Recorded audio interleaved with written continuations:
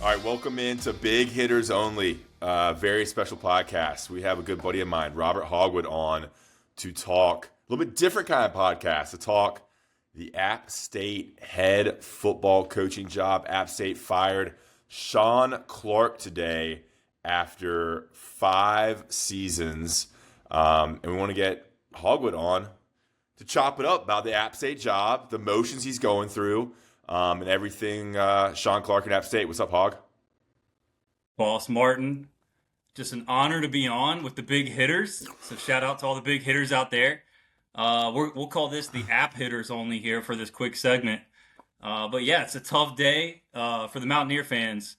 People, for your listeners that maybe don't know, I went to App State. So that's kind of where I'm coming from with all this. But yeah, it's a tough day. I think a lot of Tar Heel fans went through this. You get a little sad when your guy is fired. Yeah, the results aren't what you wanted. Maybe a little bit like Mac Brown this year, but it was a sad day. You see it all over Twitter. I mean, you got the emotional posts flying in right now, the personal anecdotes, the stories, the players tweeting. And honestly, as a Mountaineer myself and Mountaineer fans, I think I speak for all of us. It's a pretty sad day. Hold on. There is, I will say, there is a little bit of the internet fan base, and I know there are people out there too that actually are like pretty happy with this decision. But I think being it like Mac Brown, one of your people that you know, he's ride or die App State. Shawn Clark is black and gold through and through. So it's a tough day. Yeah, I think this is going to be kind of a good example of not only a Big Hitters podcast with one of my friends, but also a glimpse beyond UNC stuff, off-topic stuff, which I enjoy doing, and kind of getting into the mindset of a different fan base. So Shawn Clark is an interesting situation. I'll tell you how kind of I see it. An alum who was given the head coaching job from an interim basis. He coached in the bowl game after Drink left, right? Drinkowitz left to go to Missouri. And He was a longtime offensive line coach for App State, took over, and then got promoted and got the head job, which you're seeing happen at some of the jobs this cycle as well. For example, ECU promoted their defensive coordinator after the interim job. And so he's an App State guy. He played at App State. He coached at App State for years. Now let's look at his record, because this is what was surprising. I dove into it today.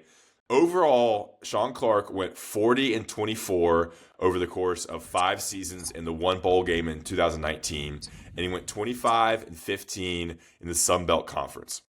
And then he won 10 games in 2021. 10 games. 9 games in 2020, his first full season. But these are still with other coaches' players. And then he had dipped down to 6-6 in 2022. So 9-3, 10-4, 6-6 in 2022. And I'm sure that's when the seeds of doubt started getting put into this into Shawn Clark's coaching. 9-5 last season. 9-5 last season. And this year, they are 5-6, no bowl game. 1 game got canceled. That's why it's only 11 games, and 3-5 in conference. Who else? They had some big wins too. They lost to Carolina twice, but they beat Texas A&M. Any other big wins that stand out from the Shawn Clark regime? Yeah, and I'll take you back. You say the mind of another fan base a little bit. It was kind of the emotional hire. Drinkwitz came in after the other App State alum, Scott Satterfield, left for Louisville. And Drinkwitz comes in, and Shawn Clark supposedly turned down an offer to go to Louisville to work with Satterfield, to stay in Boone, to kind of be the holdover guy, like, this is Mountaineer culture, this is what we are. Little did anybody know, App only loses 1 game that year, wins the conference. They beat South Carolina, beat North Carolina that year, and Drink parlays that into a big-time SEC job. And so Clark is we're like, man, 2 head coaches leave us in 2 years. We need one of ours, somebody that believes in App State, who's not going to be a stepping stone. You need stability. Stability, because Drink stayed for 1 year, right? Yeah, that was it. 1 year. I mean, stability, not they didn't even live in Boone for 9 months. That's it. Yeah. You know? So they wanted stability. They didn't want someone to leave them again. They had 2 coaches parlay it into Louisville and then Missouri. They wanted some stability. So that's a little bit about how we got there. And, you know, everyone sees the overall record, and you're like, damn, App State, like, that's tough. And I'm with you. Like, that's a pretty good record. A lot of schools would love to have over 5 years. but some numbers within the numbers. He started hot. I think he went 19-7 over those first two, but the last three, and you got into this, the last 3 years he was 20-17. So a lot of it, today's world trajectory, but big wins. Let's get into it. Who can forget Texas A&M? At Texas A&M, number 6 in the country. That was just a week after App had played Carolina and Boone in that wild ass 63-61 game in Boone. Where, look, I'm an App fan, I'll say it. Chase Bryce had the dude wide open for the game-winning 2-point conversion, just kind of overthrew it. Yep. Tough loss for App there, but they come back and they beat Texas A&M, who at the time was number 6 in the country, and host College Game Day. College Game Day in Boone. I was there. You weren't there, were you? I was at a wedding. Fall weddings. Terrible. Unbelievable. I was there. Yeah.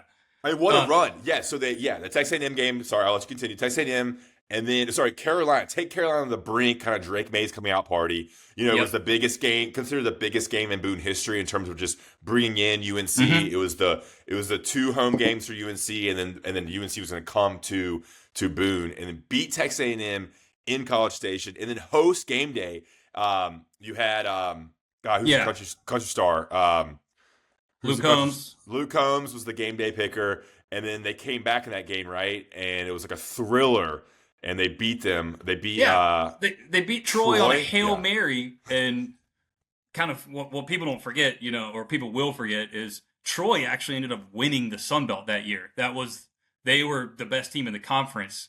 And App beats them on a Hail Mary with game day in town. Like, are you kidding me? For a G5 school, that's insane. Like, many App fans will say that is the best day in App sports history, like in general. Just, with the amount of exposure and eyeballs. Carolina fans, you're used to seeing that. But like App State doesn't get that all the time. And you're all over ESPN all day. The memes are outrageous. They're crazy. So that's a big win.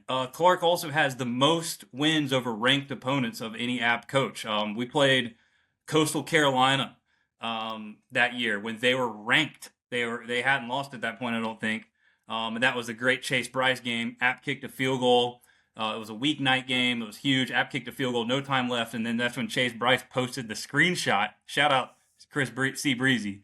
Posted the screenshot of the Coastal Carolina linebacker DMing him before the season and said, can't believe you transferred to App State just to lose to a bunch of boys from Myrtle Beach. And Chris Bryce posted that. So, kind of big. So, huge win there. Ranked win over Jamie Chadwell's Chanticleers.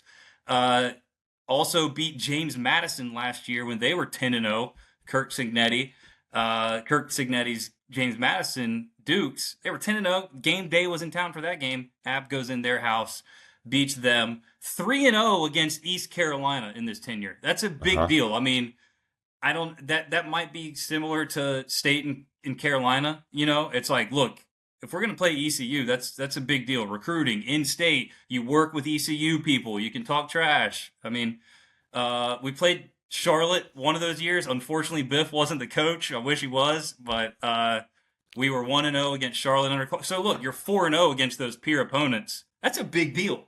That's a big deal. So let's kind of leads us to where we're in, and I want to jump in here. I was at that game, the College Game Day that weekend, and ran into Kirk Herbstreit and Pat McAfee on the main drag there. I took photos with them. Was Boone, nuts. Yeah, it's like the college sports world was centered on Boone, North Carolina. All right, so you have the big wins. You have the wins over rivals, East Carolina, Texas A&M. But I think there was always a little bit of a doubt that was Shawn Clark the guy? Was he bringing in the level of recruiting? Was he consistently beating the teams you needed to beat? But I didn't even know last year, nine wins. When did the doubt start to come in on Shawn Clark? Because he ripped off 5 straight wins to end the season last year, lost to Troy, won the bowl game. Like, this was the first year y'all hadn't gone to a bowl game since, I guess you didn't go when you were 6-6 in 22. Yeah. But he's been to three bowl games out of the 5 seasons. And then this year, 5-6, no bowl game, tragedy with the hurricane, the flooding in Western NC. Why did it get to this point? Why were some people thinking that he was on the hot seat and that this was not, because I know you were mentioning it kind of to me Yeah. off and on through the whole year. Yeah, I think the doubt for a lot of people actually did start in that 6-6 season, which is crazy. That was the 63-61 game against Carolina, the year they beat Texas A&M. But they did go 6-6. It was a really weird season, like really big wins, but also some kind of low moments too, and a disappointing finish of the season. The last game of the year, a chance to go to the bowl on the line. They lose at their rival Georgia Southern in like a just Two a terrible overtimes. yeah, just in bad fashion. Missed a field goal to win it. Like it just kind of one of those weird college football games that really sucks to lose. And so you go into the off season and people are like, man, what happened to App? Why are we 6-6? We'll get it back. They started very slowly the next year. So last season, 2023, I think they started and they're sitting at like 4-5. But the problem was every game they lost was close. And it might have had some sort of fluky ending. Coastal Yes, Carolina, I'll run through it. North Yeah. Carolina was 2 overtimes at North Carolina. Played Yeah. UNC very tough at that game. And then they beat East Carolina. They beat Gardner-Webb in the opener. And then at Wyoming, 22-19. That was a winnable game. I remember watching that one. fluky blocked field goal to lose it. Like that doesn't happen. At Wyoming. Boone goes to Wyoming. And then beat UL Monroe 41-40. So the games are very close. And then lose to Coastal Carolina 27-24. 3-point game. You're sitting at 3-3, 27-24. So it was a slow start. I mean, kind of an extended slow start to the season. Yeah. And then lose at Old Dominion. That's a tough one, 28-21. Yeah. So these are all close games. And so coach's mantra, an app mantra that year, they got a pickaxe, and they're running down the field with a pickaxe. And the mantra became like, keep digging, like we're close.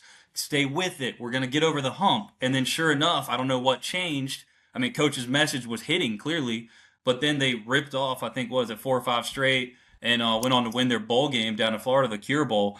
And so it was, and on top of this, we've got this JUCO quarterback from California who's freaking killing it in the conference. So you're thinking, you're going into 24 like, we just won 4 in a row. We beat JMU at game day in their house.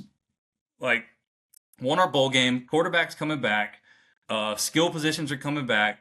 Like, let's go win the conference in 24. And App was actually picked to win the conference this year.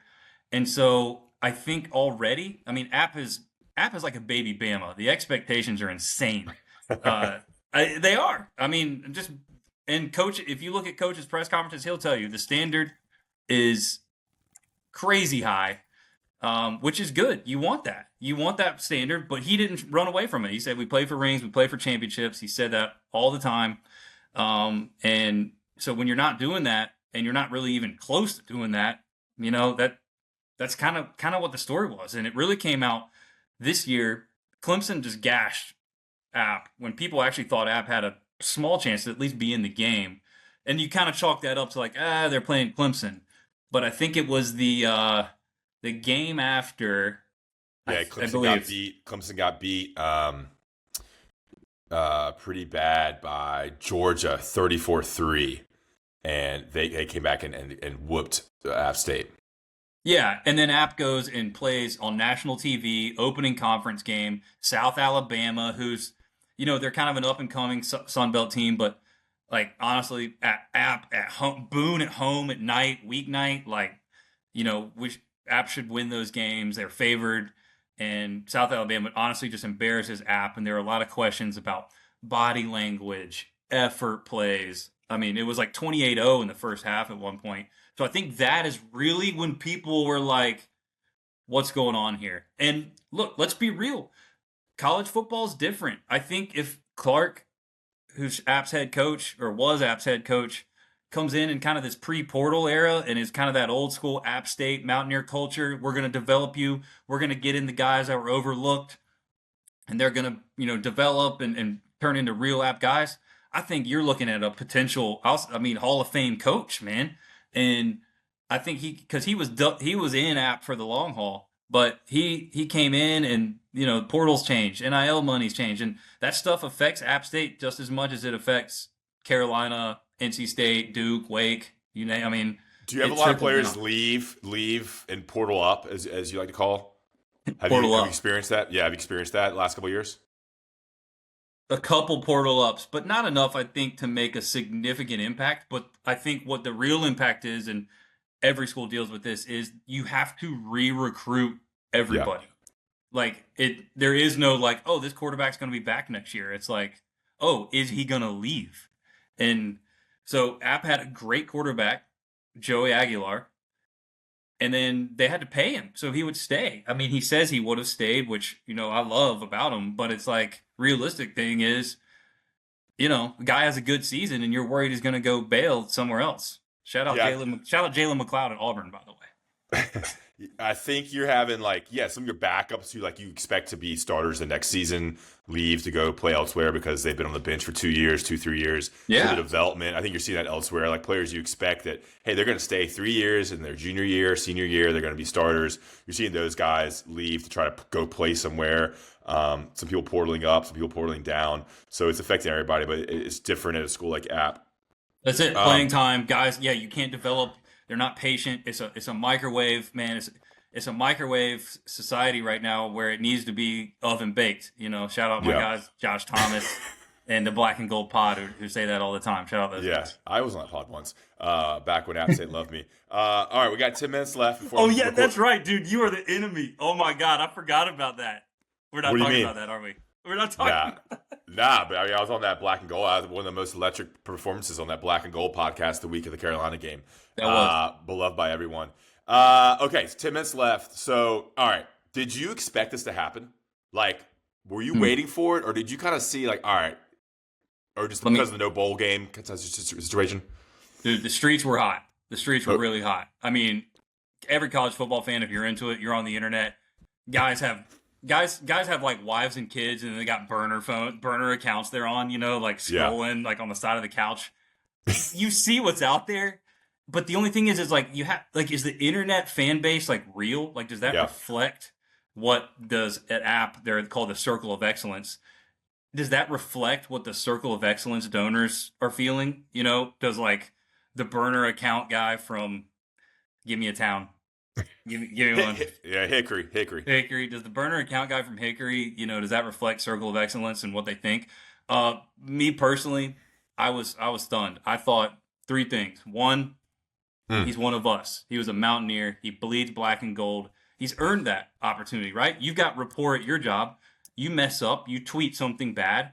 Your bosses aren't going to fire you. They believe in you. They know who you are, and they're going to give you another chance. They're going to be like, Ross, we know you. Let's get this thing right. All right. So there's one thing. Dude, the guy went 3-0 against ECU, went 1-0 against Charlotte. I mean, that matters to me, and I think that matters to a lot of fans. Those are your peer institutions, and ECU's been in this game a lot longer than we have, meaning the FBS level, and to come in and kind of own them in that way, in that series, that was a big deal. And, some of the best memories, that Texas A&M hosting College Game Day. I mean, those are just huge moments. But on top of that, let's talk off the field. COVID season, getting us through the portal and NIL stuff. They had a death on the team this year. You're not going to hear about that. You're going to hear all about Carolinas. You don't hear about App State's. They had a death on the team this year. The coaches carried them through. And then you had the hurricane mid-season. I thought those factors were enough to kind of give him a pass to be like, Coach, we got to get this thing right. Better players, better staff, better recruits, whatever it is, you've earned the right to get this thing right next year. And I thought, we were going to see some big-time staff changes. App's been critiqued for maybe too much of an in-house staff. So I thought we were going to see some changes there. But, that shows, man, sometimes they do what they got to do. I would love to know kind of behind the scenes with we call them the powers that be on Inside Carolina message boards.